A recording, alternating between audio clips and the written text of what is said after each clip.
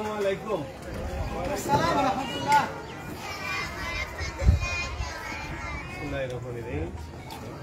আমি প্রথমে শুকরিয়া গুজার করি মহান রব্বুল আলামিনের কাছে, যে রব্বুল আলামিনের দয়ায় এখানে আমরা এই তোমাদের সামনে উপস্থিত হতে পেরেছি।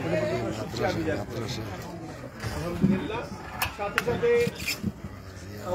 আমার এই তোমাদের এই অবস্থাকে দেখে আমি আনন্দিত হলাম।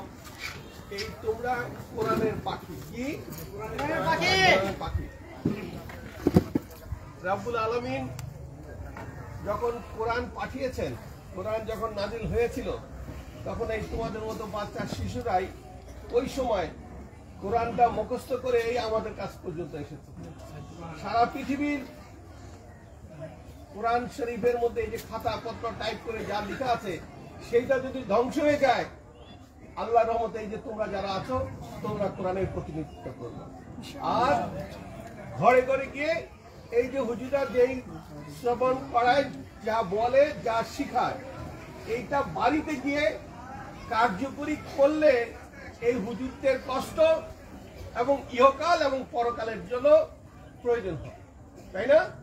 হুজুরা তোমাদেরকে পড়া দিয়ে দিল, বলে দিল বাসায় গিয়ে এইভাবে চলাফেরা করবা, আস্তে কথা বলবা, ঘরে ঢুকে আসসালামু আলাইকুম, বাবা মাকে সালাম দিবা, ঘর থেকে বাইরের সময় বাবা মাকে সালাম দিবা, আস্তে আস্তে হেঁটে আসবা, রাস্তার নিচুর দিকে চাইয়ে হাঁটবা, নিজেকে ডেকে রাখবা, আজানের সময় উঠে অজু করে নামাজ পড়বা, এবং খাওয়ার সময় আদবের সহিত খাওয়া।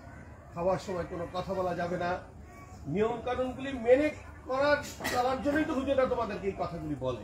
এগুলি আবার বাড়িতে গিয়ে এই কথাগুলি বাপ মার সাথে শেয়ার করতে হবে, বাপ মার সাথে বলতে হবে যে আজকে হুজুরা ক্লাসে এইগুলি পড়িয়েছে।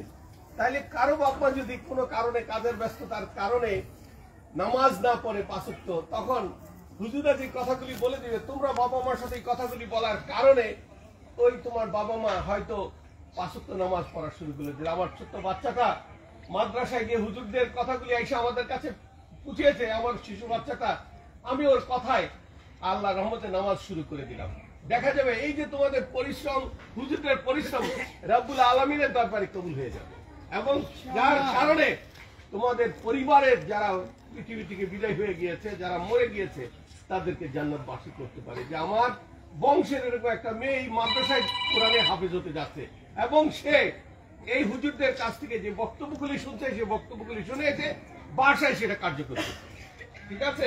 মনে থাকবে যে আমরা সত্য কথা বলবো, মানুষের কল্যাণের জন্য কাজ করব, আমরা ঠিকমতো পাঁচ ওয়াক্ত নামাজ পড়বো, আমরা আদবের সহিত মানুষের সাথে কথা বলবো, আদবের সহিত চলবো, বাবা মাকে, মুরব্বীদেরকে সবসময় আসসালামু আলাইকুম বলে বলতে হবে। ঠিক আছে? আর আমার অন্তর থেকে তোমাদের প্রতি দোয়া থাকলো, তোমরা অনেক বড় হও, অনেক অনেক বড় হও, আর বড় হয়ে আমার দেশ, সমাজ, রাষ্ট্রের জন্য কাজ করো, পরিবারের জন্য কাজ করো। তাহলে এই রব্বুল আলামিন, এই যে হুজুরা আমরা সমাজের সবাই মিলে যে তোমাদের পিছনে কষ্ট করছে, তা আল্লাহ রহমতে কামিয়াব হিসাবে ধরে নেব। আল্লাহ তাআলা রব্বুল আলামিন, তুমি যে এই মাদ্রাসাটা দিয়েছ, আমরা শিক্ষক হিসাবে, আমরা পরিচালনা কমিটি হিসাবে, আমরা দাতা হিসাবে এই যে মাদ্রাসা দিচ্ছি, আমাদের বাচ্চা শিশুরা ঠিক মতো সহি শুদ্ধ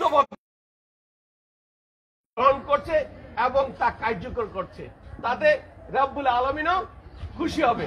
এবং আমাদের মাথায় রাখতে হবে, কাকে খুশি করার জন্য আমরা এই কাজগুলি করছি?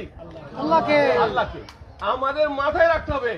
আমরা পৃথিবীতে প্রতিটা কাজের মধ্যে ওনাকে খুশি করার জন্য যেন করি। সবাইকে ধন্যবাদ। আসসালামু আলাইকুম।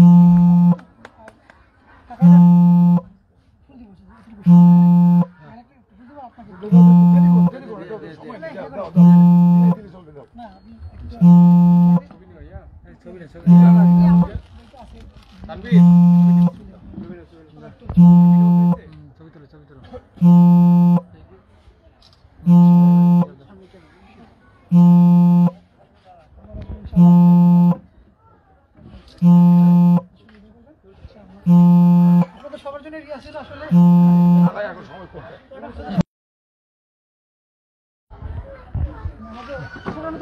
মানে সার্টেন প্রোগ্রাম কোনো ইয়ে ছিল না, যে কারণে যে কাকা যেটা বললো কোনো কিছু বলা